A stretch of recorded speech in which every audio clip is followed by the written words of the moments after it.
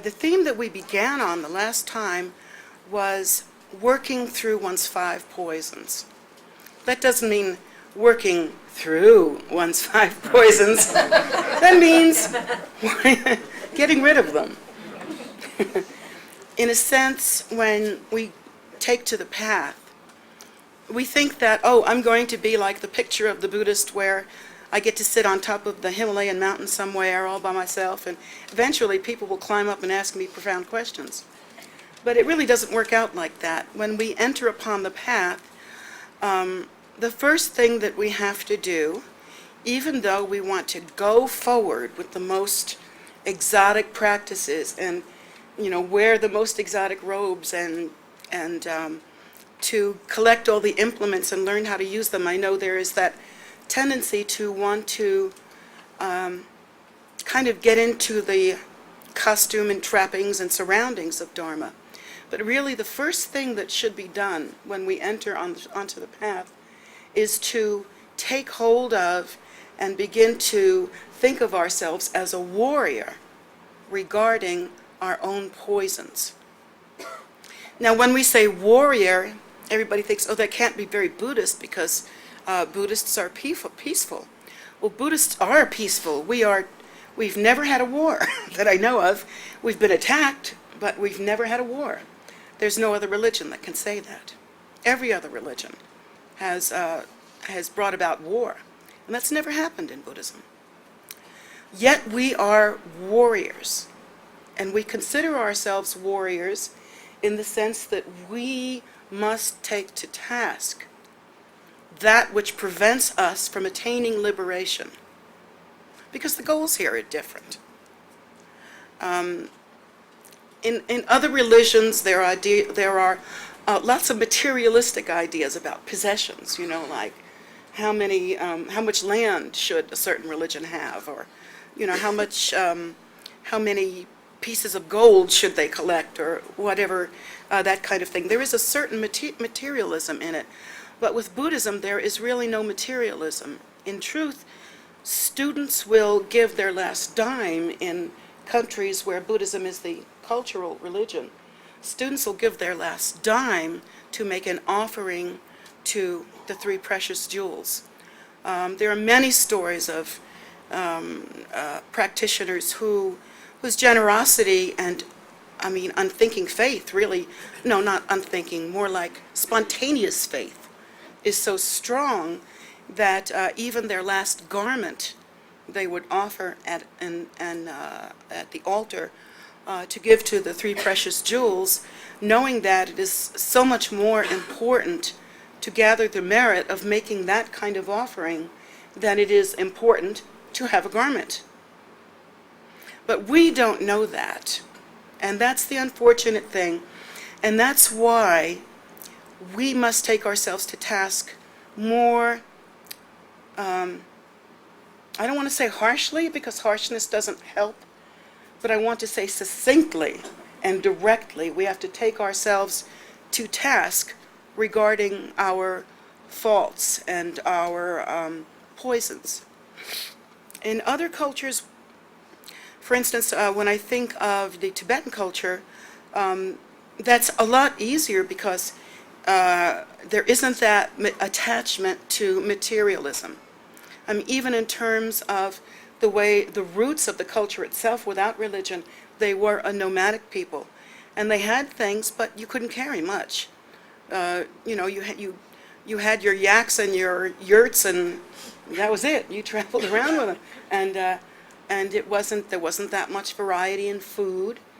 There wasn't that much variety in clothing. It's true that the aristocratic Tibetans used to collect jewelry, some of the strangest looking jewelry you've ever seen, but it was intense jewelry. And that was considered a status thing, but for the most part, culturally, a Tibetan Buddhist would not have a hard time understanding that hatred, greed, and ignorance, and particularly desire, as the Buddha taught, keeps us revolving endlessly in samsara. We, unfortunately, are programmed quite differently. any of us that were raised with religion, I know in my household and many people that I've talked to, there's confusion. There was confusion. My mother was sort of a lox and bagel Jew. My father was twice a year Catholic, and we were supposed to somehow dance in the middle. And so when Mama won, we were going one way, and when Daddy won, we were going the other way. And somehow in that, a child, and I'm not crying here. I'm all right. I didn't want somebody to put up the no whining sign that I have at home. But I think that this happens with a lot of people. They are raised with a lot of confusion sounding around religion. And even when they are taught that that faith and religion should be a part of their life, and even when they are given, say, the Western 10 Commandments, still there's so much confusion because we seem to find ways around that. Thou shalt not kill. But you can kill bugs, animals, and enemies. So, who is it you're not supposed to? I won't kill you. That'll do it. So there's tremendous confusion around that.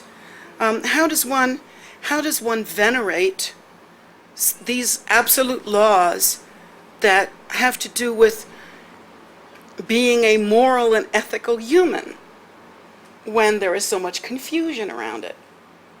I mean, thou shalt not kill, but go to war. How does that make sense to a child? And so, as we grow up with religion, even if we have been founded in religion or have some foundation in it, the information that we're given it's very confusing. Thou shalt not commit adultery. Whose family hasn't had a little bit of that? I mean, it's just, it's crazy. And so, first of all, we've learned to be a little bit hypocritical, but most of all, we've learned that these laws don't really matter. And that's really sad. So, when we become Buddhist, and we hear that there is a Vinaya, and there are certain things that we must not do, and that if we take a life, then really, in essence, we understand that we will be giving our lives someday from having taken a life, because karma works like that. Karma is exacting. When the cause arises, the results arises interdependently and simultaneously. It's our misjudgment through having the mind of duality that makes it seem like time stretches out. So even though you may not have the result of that bad karma until later on in life, or even some future life, definitely we know from studying at least, and we've seen when we've noticed that every once in a while we get blessed with a little instant karma. So we have sometimes the opportunity to learn, but still that confusion is rampant, really rampant. We want to practice Buddhism, so we take the teachings, we get to all the retreats, we see the right teachers, we try to do the practices, and yet we don't really change ourselves. It is an amazing thing to me that students can be on the path for so long and even try to go way to the completion stage practices, the Tsalung and then the Trekchot and Togyal, and go to those levels and practice those levels with some part of their mind, and yet the rest of them is somehow remaining the same. To me, that is probably the worst tragedy on the path. It's the one that makes me not like to teach, but that's the battle I fight with myself. I'm just being honest. And so what I'm proposing is that, first of all, I know we're getting older, but in truth, if you want to rush through Dharma, I have to say there's no hurry. Not that we should be at ease and think, no need to accomplish dharma now, I'm going to live forever. But rather think, first things first. If you cannot handle your poisons, it is not time to move on yet. And I'm not saying either that you should use your poisons as a personal excuse not to go any further on the path. Because I noticed that some of us cowboys like to do that. But the truth of the matter is that in order to accomplish dharma, one has to change. It's not only, for instance, where the basis of dharma, we are told, is method. Why is that? Because method is meant to promote change. It's a technology. And the Buddha Dharma supplies technology, which, let's see, how can I explain? Let's compare it to playing an instrument. You can learn to play an instrument sort of academically, intellectually. You can learn to read music. You can learn the ins and outs of your instrument. You can learn how to blow it or pluck it or strum it effectively, whatever your instrument is. But it's another kind of artistic capacity or another kind of depth with the music that causes the musician to be an artist. You know, they just there's moderation in the hand. You know what I'm saying? There's delicacy. There's heart in it. You can feel it. And I know that kind of artistry is you can't have an ego to accomplish that kind of artistry. You have to let go of that kind of egotism to allow the music to be realer to you than your own stupid ego. So dharma compares to that, really, in the sense that it's not so hard to learn step 1, step 2, step 3, and you can go through the whole course. You know, we can put the shedra up, and you can go through the whole course, and we hope to do this. But if we do that in an unthinking way, we're never going to be an artist regarding dharma, and most of all, who cares about that? Most of all, we'll never really accomplish it. We'll never really accomplish what dharma is meant to do. See, there's no confusion regarding dharma. It's spelled out that conduct is everything, that working with one's poisons is everything. And there are no modifications on not killing. Not killing is all pervasive. It means bugs, it means worms, it means enemies. In fact, we are the only ones that I know of who are taught to raise our enemies in loving concern higher than ourselves. Not that we do a personality cult thing, you know. We get up and do the wave every time we see our enemies. It's not like that, but it's like, if our enemies are harming us, then they must be harming themselves also. So our compassion for them should be even greater. Tibetans that were thrown out of their own country, that were killed, that saw their lamas abused, that saw their lamas murdered, that saw their text being walked on by Chinese boots, their precious Dharma text, and then many destroyed, as Payul was destroyed. And yet, because their culture is so different, rather than going to war or hating, from the Dalai Lama on down, they all say, the Chinese are our gurus. They've taught us that we must have had some fault, or we wouldn't have been thrown out of Tibet, or there wouldn't have been this huge problem. That's the way Tibetans think. They think, oh, now, maybe the problem was that we kept our faith to ourselves, and we're happy just in our country, Shambhala, you know? And so the Lama said, go out and teach others. This is what we must do. And now they are grateful for that happening, although of course we want Tibet back. No doubt about that. but they are grateful for what happened there, for what they learned, for what they taught. It is no less a travesty. It is no less genocide than it was when it happened. Yet, this speaks to the quality of our faith. This speaks to the quality of our practitioners and our lamas. And so, and now that we see it, we see that in fact it was the Chinese that sent Buddhist lamas around the world. And so we find out that there are never any exceptions. There were powerful practitioners at that time whose blessing was so strong, and I've heard stories about this from the other lamas, whose powers were so strong that they would go out when the Chinese were shooting, and they would stand in front of people with their robes out like this to protect them. And then they would come inside and shake the bullets out. Because their blessing was so strong, their power was so strong, but they never fought. They died, but they never fought. And there were many lamas who knew when the Chinese were coming and it was hopeless, they simply did poa and left. They didn't wait they knew the Chinese would kill them. And so rather than allow the Chinese to take on that non-virtue, they did poa and they left their bodies.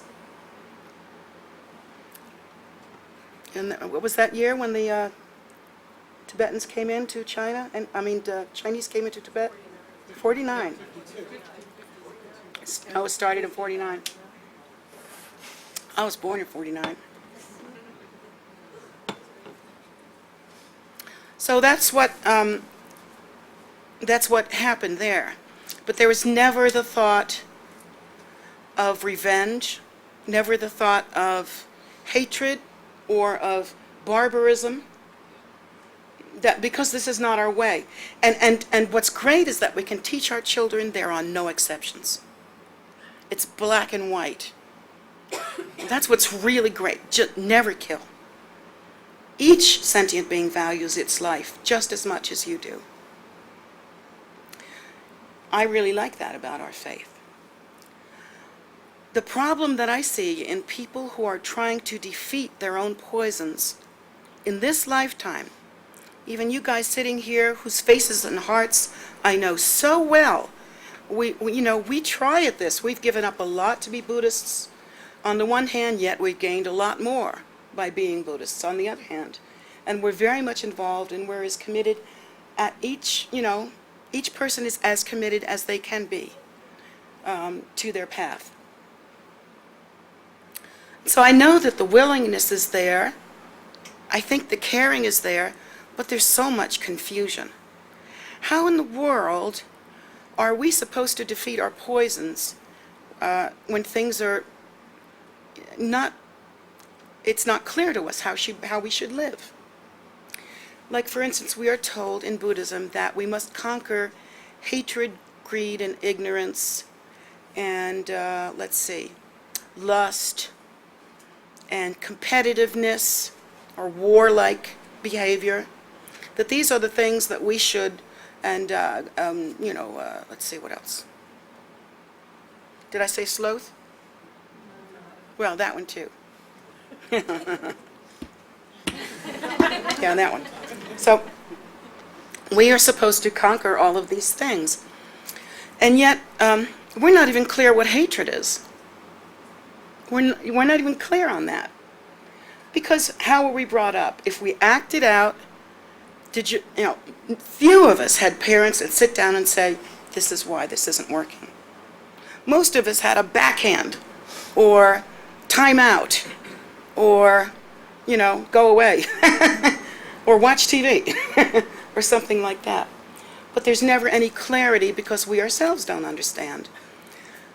So when we look at abolishing hatred in our mind stream, which we must do, which we've committed to do, for the sake of sentient beings, where do we even start? It's so confusing. And And not only where do we start, I mean, what are the parameters?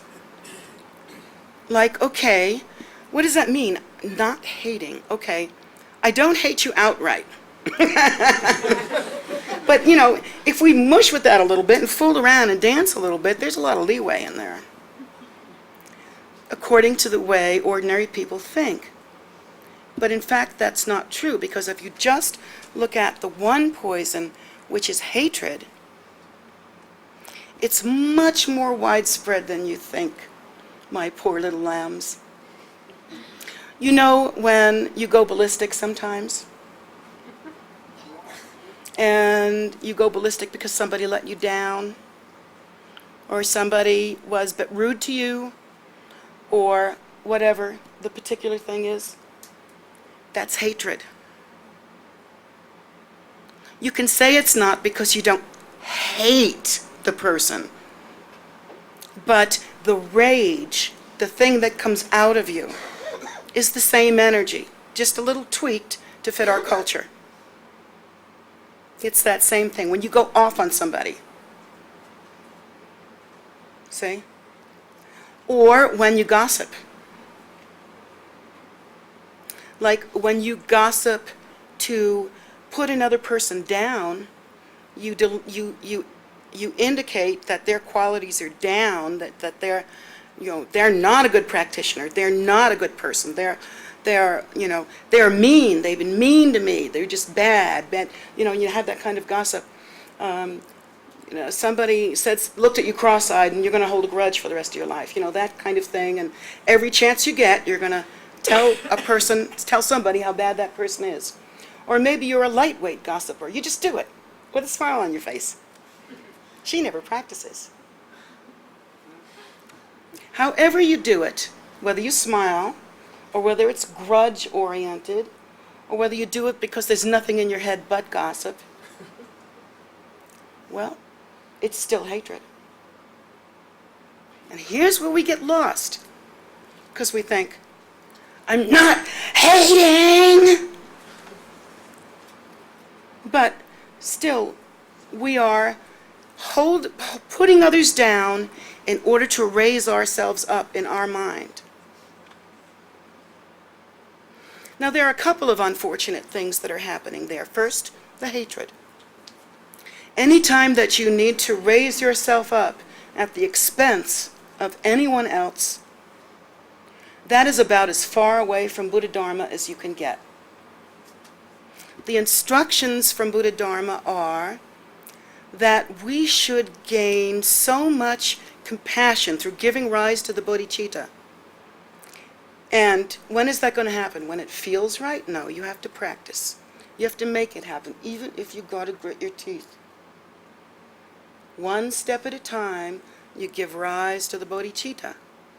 And eventually, hopefully, you lose the habit of putting someone else down in order to climb on top of them.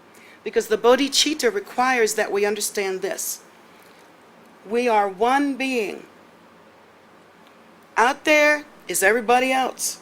So it seems in relative phenomena reality. That being the case, there are more of them than there is of me. They are therefore more important.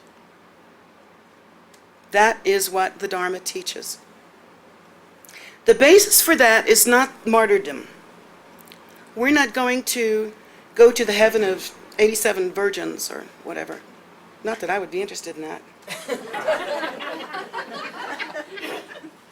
But anyway, I think it was only for men.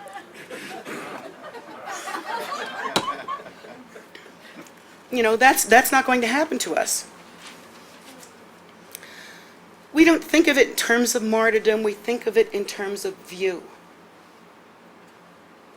According to what the Buddha teaches, the idea of duality, the idea that we are separate, the idea that time and space are separate, the idea that mind is separate from time and space, these are all the confusions that we live with.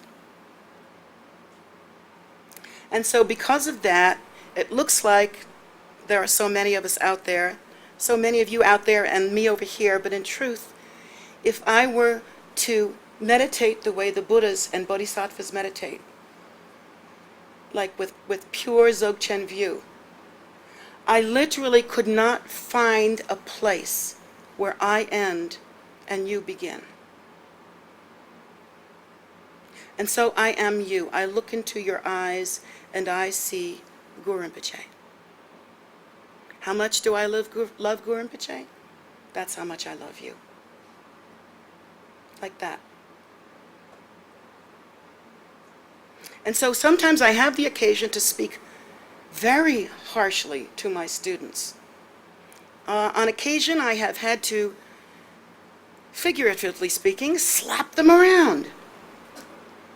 I mean, really. But you must know that there is not even, here's a half of a piece of rice right here, not even that much hatred in that. None whatsoever. When I come to the point that I feel like a student needs a spanking, it's because they are at a, like a probability point. It could go this way or it could go that way. And I like to whap them over that way. And that's my job, is to keep an eye on those probability points. But for most of us, when we are wrathful, or it's angry, it's not wrathful, it's not righteous wrath, you know, in order to help that person. The only time I can see where it would be useful for an ordinary person to be wrathful would be to maybe encourage somebody else to stand on their own 2 feet, or to be less dependent, or something like that. Now look, I really want you to do that, and you can talk sternly. But otherwise, what excuse, where in your life should hatred be? Hatred is one of the 3 things that binds you to this world of samsara, in which you will get old, you will get sick, and you will die. And so we are taught that we must handle this hatred. So when we approach hatred and look at it, we have to really examine our habitual tendencies. We can't just say, you know, I'm not going to hate anybody, or it's kind of like a recovering alcoholic. It's difficult, very difficult, to just say, I'm not going to drink anymore. I'm going to use willpower, and I'm not going to drink anymore. You know, they say some people can do that, but most people can't. And why is that? Because you have to learn about yourself. Because there's a reason why you drank in the first place. Because you have to learn to look inside of yourself and see what's in there, and you have to work it. What do they say in the program? It works if you work it. What do I say about Buddhism? It works if you work it. It's the same deal. We are addicted to our habitual tendencies like a bunch of alcoholics. That's why I love recovering alcoholics, because I feel such a kinship with them. And it's beautiful that it's so obvious to them that they're recovering addicts. Those of us that are like, maybe have a little shot every now and then, or whatever, a little wine every now and then, or we're teetotalers, or, you know, we think, oh, well, I'm not an addict. Oh, I'm pure, because I take vitamins and I eat bananas and, or whatever, you know. But I tell you what, it's that recognition that from the point of view of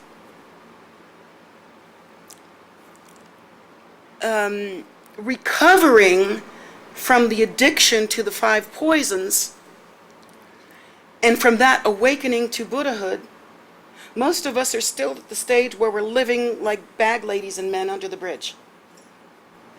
Because we ain't recovered yet. We still have our hatreds. We still have our resentments.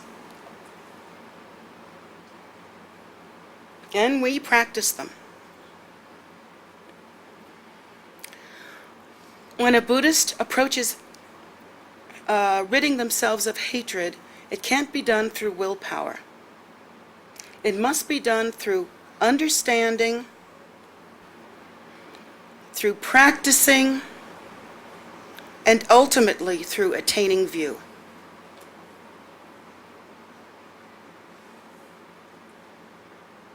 Understanding means looking within oneself with honesty.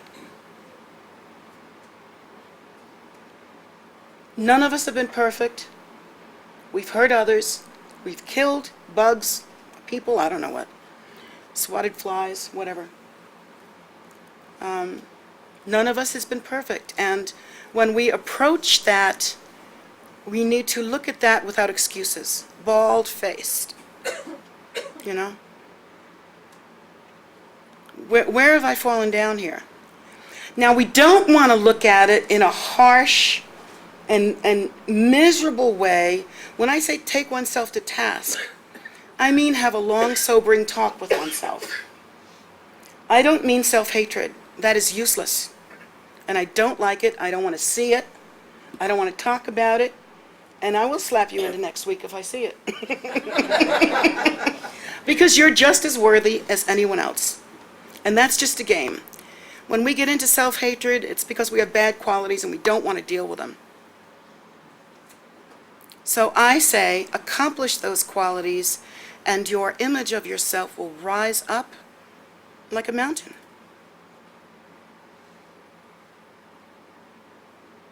Most people that have poor self-image are stuck in a kind of fearful narcissism, where they do not respect or understand what is outside. They do not respect or understand what is inside. They can't tell the difference between outside and inside. And they are so internally focused on their own needs, wants, and dramas, particularly dramas, that it is really very difficult for these people to step out of their shell. It's like a shell of narcissism, and begin to truly try to be of benefit to others. This narcissism, this kind of fearful self-absorption, often is one of the causes of a kind of hatred. If you are fearful and self-absorbed in your own drama, and it's really ultimately, when you trace it down, pretty much all about you. You know? If you have that kind of thing, there is never the opportunity to understand the nature of phenomena.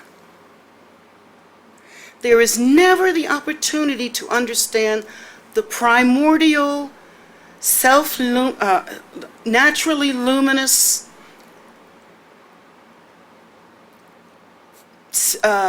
wisdom state that is our nature. Because the drama is so, you know. And there's even a posture with that.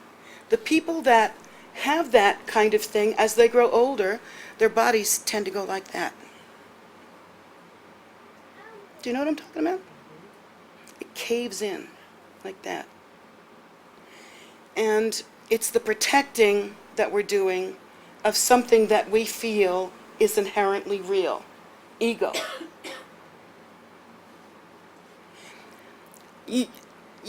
When you think, oh, what can I do about this? I'm so fearful that, and of course she's saying I'm narcissistic, but it's really that I'm afraid. Well, what can we do about that? I think one step, notice that there are other people that are afraid also. Notice that everybody's afraid. Notice that there is a humanity that we share, a brother, sisterhood, a humanness that we share, human experiences that we will all have together. we will grow old, we will be sick, we will die.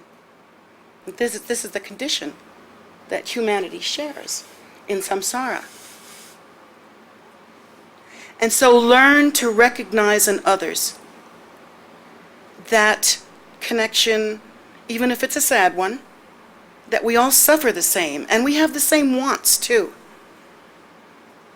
That narcissistic, self-absorbed person who is very fear wants desperately to be happy, but doesn't know how. And so in order to make themselves better, they stay frozen and they have hatreds and fears toward everybody else. You know? And that's the reaction.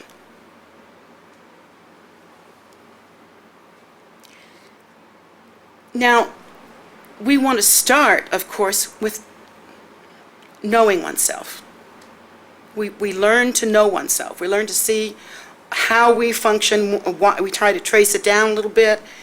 We try to really see what our habits are, really look at them honestly. No pity parties, no anger, no nothing. Just look at them. How's it going to hurt? Just look at it. You don't have to do anything about it. Just study it. And then after that, we begin to apply method. We have method. We have method out the wazoo. Still in all, people will come to me and say, what should I do about my fear? What should I do about my anger? All right, let's go over it again. And we've been together like 18 years or something, haven't we? But it's like that. We still have that where, yes, but it's different for me. I'm special. It's part of my narcissistic self-protection. So we have method, and method says, first of all, listen to what the Buddha taught. First teachings the Buddha gave after he was liberated. He said, all sentient beings are suffering. Suffering is all pervasive in samsara. And yet, all sentient beings are trying desperately to be happy.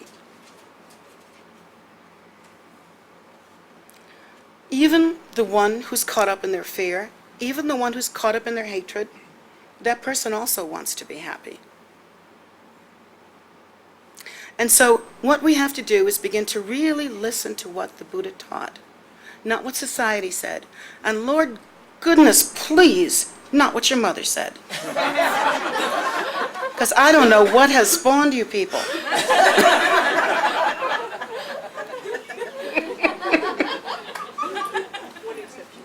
One exception. Oh, there's another one over there. There's another one over there. But we really, we have to begin to apply method. We have to begin to understand that suffering is not personal.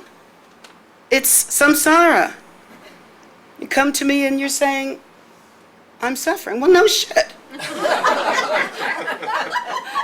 No shit. Guess what? Me too. You know, I'm suffering right now. Just kidding. Sure you are. That's why I want you to get liberated. And that's why we should practice dharma. And to that kind of person you say, yeah, you are suffering. That is the condition of samsara. Look outside. Everybody's suffering, even the ones in the best condition. Everybody's suffering. And look at the ones that are so much worse off than you. We have to remember again, go back to what the Buddha taught. He said, and this is the magic, and there is an end to suffering. It is called liberation. The awakening. So what happens in the awakening? Well, we've worked with our poisons sufficiently. We have some inner knowledge and honesty. We've worked some method. And now we're accomplishing view. That's where we really start to get cooking, is where we practice the view. The view is, I love this part, every woman you see is a goddess. And me the queen.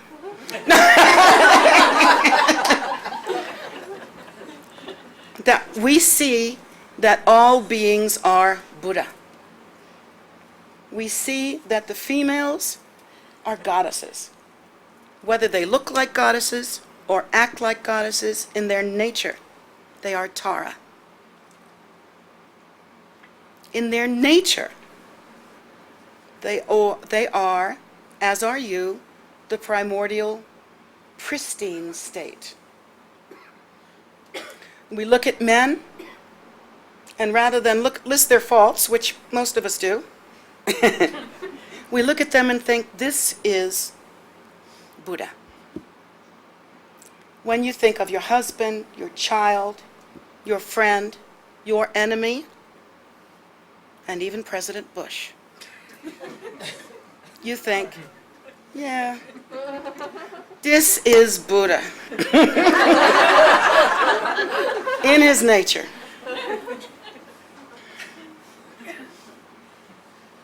And it only when we look around and we see that this is Buddha, and yet the appearance in relative view doesn't look like Buddha, we shouldn't take that as proof that that teaching is wrong or that we have a good excuse to hate.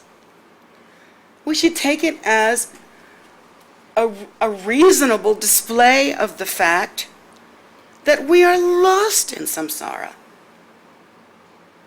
Here we are in our nature, the very Lord Buddha. When we awaken, we are Buddha. In Buddhism, we are taught there is the ground, the path, and the fruit. All three must be present in order for liberation to be possible. And this is one way in which we understand our natures. The ground is the basis of accomplishment. If you did not arise as phenomena from the fundamental, primordial, self-luminous view, if you did not arise from that, if you were not the very bodhicitta in its display form, if the Buddha seed did not rest within you, if it were not so that each and every cell of your body is replete with the entire mandala of peaceful and wrathful deities, if that were not true, there would be no basis for accomplishment. But in our nature, we are Buddha. That is the basis. And then there is the path. The path is as important as the basis. Because while we have the Buddha's seed, we may not have method or a way in which to awaken to that or to bring forth. Well, there is no bringing forth. It is what it is, to awaken to it.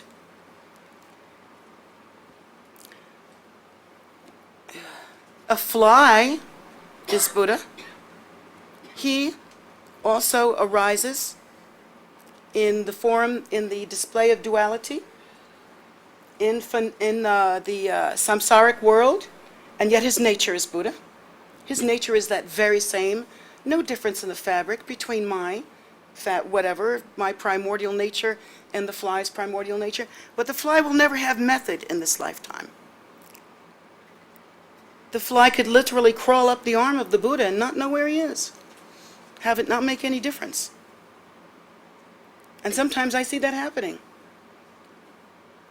Each of us stand in the presence of our root teacher, whether it's in our own private practice or whether it's here at the temple, and we're just like, we don't even, it could be a fly.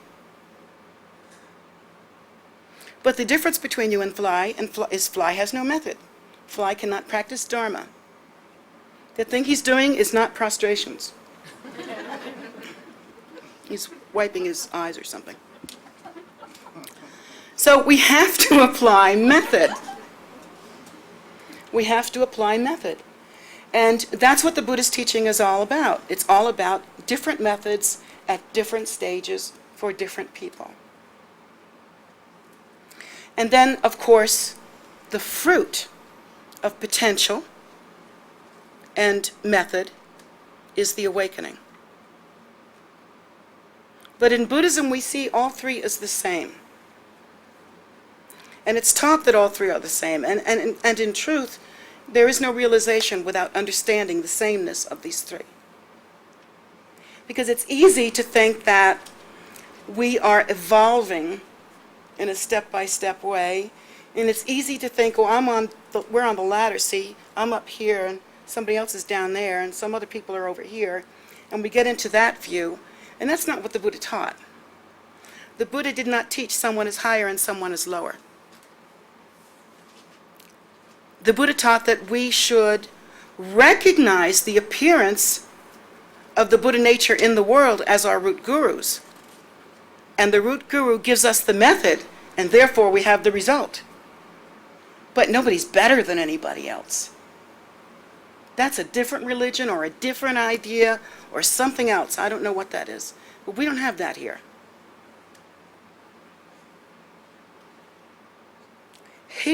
Ridding ourselves of hatred is based on that kind of thinking, kind of view. Really understanding the Buddhist teaching. That there is the foundation, the method, and the fruition. And that is the path, succinct, boom, right here. This is it. And we understand that, again, according to the Buddhist teachings, we are all suffering. We all are in the same place. Here we are. Even the people that are not in this room, we are in samsara together. They want to be happy like you do. You struggle for happiness, don't you? Come on, don't you? Yes. Every day. Every day. And we do it sometimes rightly or wrongly. It's a mixed bag because we lack understanding. But this is the method, is to recognize that all beings wish to be happy. And if there are three people sitting in front of you, 2 or 3 people sitting in front of you who are unhappy, you come out of yourself and try to help. Efforts like that are what moves us along on the path. Not just doing the fancy practices and knowing the fancy words. Of course, we do not achieve realization by deeds alone. That is a long and difficult path. We have the Dzogchen path, which is so remarkable in that it not only gives us method and the opportunity to give rise to the bodhicitta, but we also are given the wisdom to understand the empty nature of phenomena. Through that method, we can understand that it's kind of like, in samsara, we're in a bit of a bubble or an echo chamber. It's kind of like that. Unfortunately, it's also the nature of samsara to be somewhat blinded to that. Again, we are still asleep. It's like a dream. It has a dream-like quality. You know how in dreams crazy things happen and it's okay, it makes sense somehow? Like you could be somewhere and then you're somewhere else and it makes sense. That dream-like quality exists right here and right now. We literally do not understand that when we gossip about a fellow Vajra brother or sister, or put them down, or any sentient being of any quality, that we are, at the same time, we create that energy, that cause. Somewhere in samsara, the result is also being born. Right then. Something will change because of that hatred. Now, we often don't see it immediately, But it comes back to us, and the way it comes back to us is according to our conceptual belief. We believe in relative phenomena being solid as it is until we become practitioners, hopefully. And so when somebody sends a negative energy at us, like their anger, we think, oh, it's coming from them. Everybody hates me. But in fact, what has happened is that you have sent out hatred, it echoes back, and it will come through somebody else's mouth.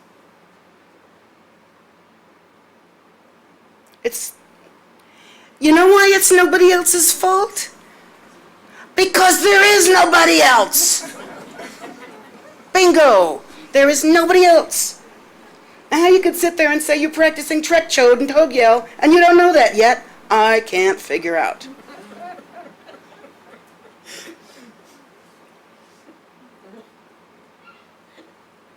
We must take responsibility for our experiences. How will we ever awaken if we do not understand the unhappiness that comes to us is of our own making? It may have been in the past, deep past, in some past life. It may have been recent. I see you guys creating the causes of suffering all the time.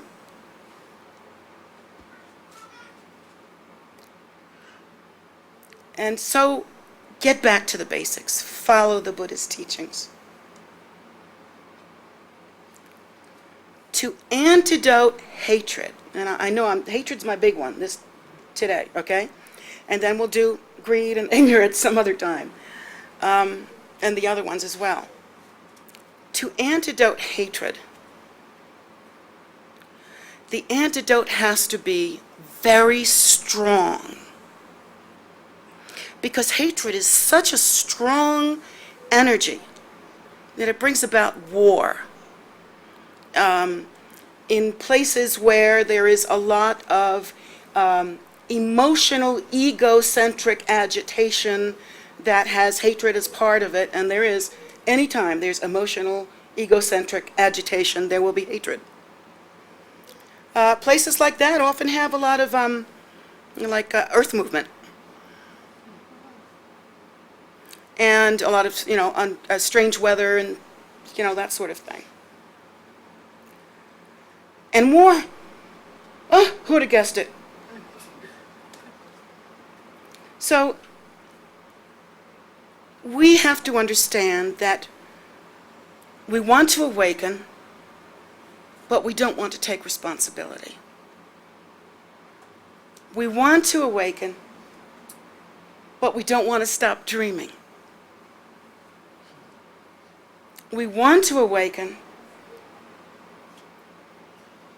but we don't want to go through that effort of bringing ourselves into truer awareness, something that is more profound and deeper and more real than our own simple habitual tendencies. So, you have the habit of gossip. Go through the method, fix it.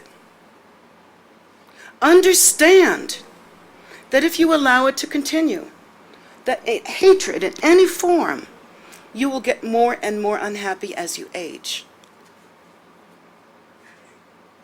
The people who are youthful and beautiful as they are elderly are the people who kept something alive. Some even if they're not Buddhist, I've met people like that. A duty, a responsibility, an ethical responsibility they feel to be kind. Maybe they don't understand extraordinary kindness, but they're kind. And an ethical responsibility to not put shit in the pool of earth. Some people just seem to have that karma to understand that even without the Buddha Dharma. I respect that so much. And that's true of all of us too. Age is, as we get older, we get the wrinkles Now this is crazy. The wrinkles, all right, it's a symbol if you think about it. It's a symbol of how much deeper the lines of our habitual tendencies get over time.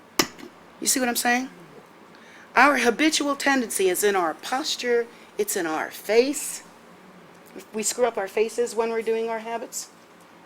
And all of this aging stuff is our phenomenal habitual existence becoming more solid and more real and deep and more like heavier in samsara as we get older. That's unfortunately how most people age. They get stiffer. They get harder. They get querulous. Frightened to death, frightened of death. And it's for many people, it's an ugly, humiliating time. I don't want that for you. But it's going to happen. If you don't take yourself at hand and say, let's walk through this. Really look to benefiting yourself. Look to being, instead of steeped in habitual hatred, conquer that monster. It's a bubble, it's a dream, it's not a solid thing. It's not, there's no elephant in this room. Not really. We have to practice away from that. Practice instead, start simple. If you can't find anything good about a person, first of all, that's your fault right there. If you can't find anything good about the person, make it your business to find something. If it's just you like the way they tie their shoes, and work from there. And if that's where you're starting from, let yourself start. If that's what you have to do, forgive yourself and move on from that point. But start. If you can go a little further and understand through practicing and contemplating and through the method that we teach here, that all sentient beings wish to be happy, and that in their nature they are the very Lord, and that there is an end to the suffering, and that is liberation. And if with understanding we can then give rise to the bodhicitta in compassion. Because for myself, I studied you. I studied sentient beings. I must have done it in another life because as a child I knew this. I sort of woke up from my childhood knowing that all beings are suffering. And I understood somehow that it was a spiritual thing and that they needed love no matter what it looked like. No matter what it looks like, they needed love. That was a child. As a child, I understood that. Now, as a woman and a practitioner, I understand what the Buddha has taught, and it's the same. And I understand that my fervent prayer is that should I leave a footstep in this world, it will be a living display of the bodhicitta. Through my students, through any works that I might do, that's what I care about. And each one of us should participate in that dream. If you're really my student, then you must care about putting forth, we should all care to advance the aspirations of our teacher. That's a part of Vajrayana. We may not individually have the power to give rise to a stupa or to give rise to an ordained sangha, but we are part of that. And we should take responsibility of making that dream come true. My dream is love. It is bodhicitta. Temporary love. Feed the birds, feed people, feed somebody that's hungry. I feed everything that moves. If there was sputum in a jelly dish and I could prove that it needed food, I would feed it. That's just how I am. I'm crazy with it. And then, beyond that, recognize them, because they'll never recognize themselves without a little help. Recognize them as being Buddha. Know that they are suffering because they don't know what to do, not because they want to suffer.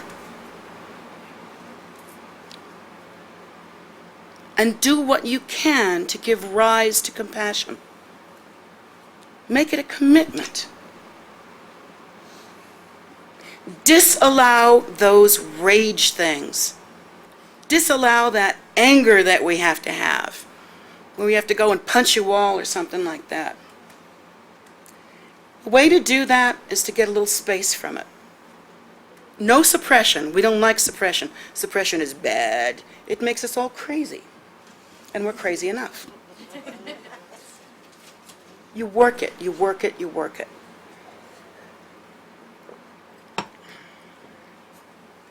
The rage that we have, step back from it. The way you step back from it is you question yourself. And there's two different ways you can do it. You can do it good old American way, or you can do it the Buddhist way. Good old American way works too. You can say, now what's really made me mad here? Do I really mean what I'm saying about this person? You can sort of take a step back and analyze it a little bit. Just look at it, sort of cool, calm and collected if you can. I mean, you can go back to your rage. You let yourself go back to your rage if you need to, but step back. And tell yourself you can go back to the rage if you need to. But if you really do well and you think it through, you won't. The rage will be gone. Because your understanding will have come up and your mind will be smoother. And the mind gets inflamed like an arthritic joint, like with rheumatoid arthritis. It's kind of like that. The mind gets inflamed. The more we are emotional, up and down, and full of hatred and judgmental and gossipy and stuff like that, the more inflamed the mind gets, the more unhappy we get, and the more we blame other people for it. And the more unhappy we get, and the more inflamed we get. That is the cycle of samsaric existence. And then, of course, you can do it the Buddhist way. And the Buddhist way is, wait a minute, where is this anger? Show me the anger. Okay, it's coming out of my mouth, but I can't quite hold it. Where is it? Take time and play with it. Is this anger solid? Well, who's the person I'm angry at? I'm angry at her, or him, or somebody. I'm angry at, let's see. I'm angry at her. This is a pretend person I'm pointing at. I'm angry at her. Okay, where exactly is her? I'm going to go through the Buddhist teaching. Where is the I in her? Where is the part that's actually her? Is it the ear? Is it the mouth? What part of the mouth? The teeth? Tongue? Is it the brain? Slice the brain and find her. Do yourself a favor. Take yourself off the track of hatred and work the method. Because the more you let that go, you think you feel better after you've had a rage thing. But it's addictive. It's like alcohol. The more you drink, the more you want.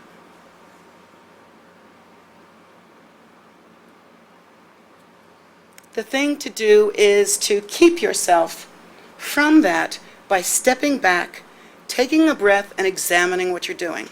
Just examine the basis of it. Just take a minute and examine the basis of it. Over time, it'd be very hard to do it first. Very hard to stop yourself, first of all. But you must practice and you must learn, and the first time you're successful at it, yes! And the second time you're successful at it, yes again. And the third time it's a little easier.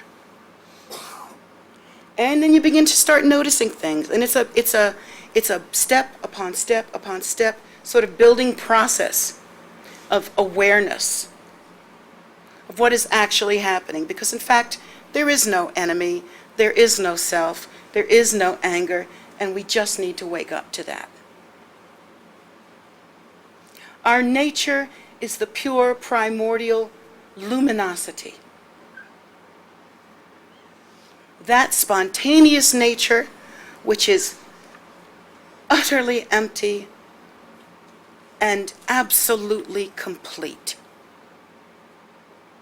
That emptiness which is not empty, within which is all phenomena, all potential in that emptiness. And so that emptiness is our living, dynamic nature. Having forgotten, we are asleep. Being asleep, we act like criminals. While we should be acting like the celestial deities with the Vajra pride that we visualize, giving rise to those good qualities of helpfulness. I have a daughter. She hates it when I do this, but I had to do it one time. Oh, I'll probably do it again.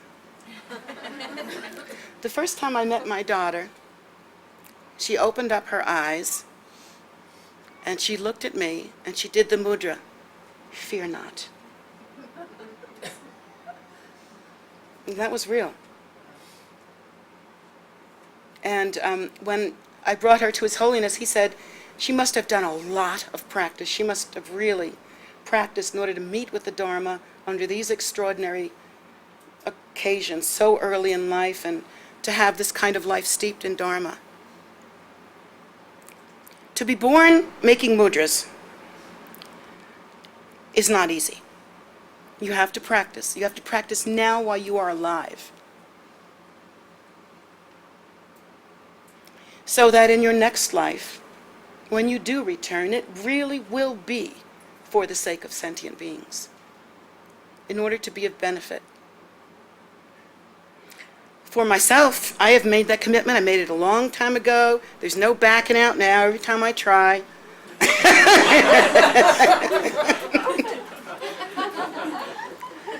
My commitments are made. It's a done deal. I've always known that.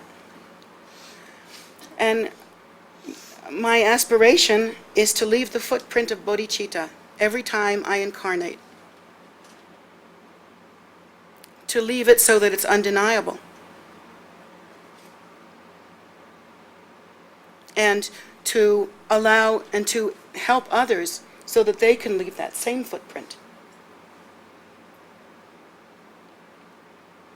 And I don't intend for that ever to stop until all sentient beings are free. Now, why is that? Is it because I'm such a great kid? Am I such a doll? I'm such a wonderful person? That may all be true. But that's not why. It's because I cannot be truly free without you. There are many kinds of gurus of different kinds who are self-realizers. They realize mastery of self. But that is not our gig here. That is not what we do in Buddhism. At least not Vajrayana. We don't do that in Vajrayana. In Vajrayana, our goal is to understand and give rise to the primordial nature in display, which is the great bodhicitta. End of story. And so, I will not abandon you. I cannot abandon you, because you are me, and I am you, and I cannot be free without you. And that's the understanding we should all aspire to. In our selfishness and our self-absorption, we forget. And we commit this abomination of even fighting with each other. When if we could only truly look in each other's eyes, if we could truly see, we are the same, we are the same, we are the same taste.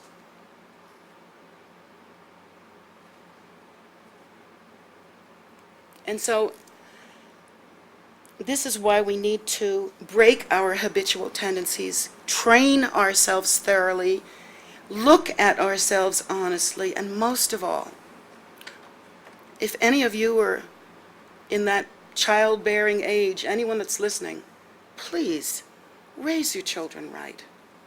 I'm not going to look at you guys. I'm finished. Raise your children right.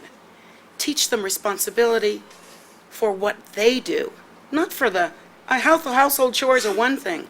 Teach them to clean up their own messes. Teach them that pencils were made with erasers for a reason, so that we can correct ourselves. We can erase our mistakes and correct them and make better. Teach them ethics. Teach them the ethics of liberation.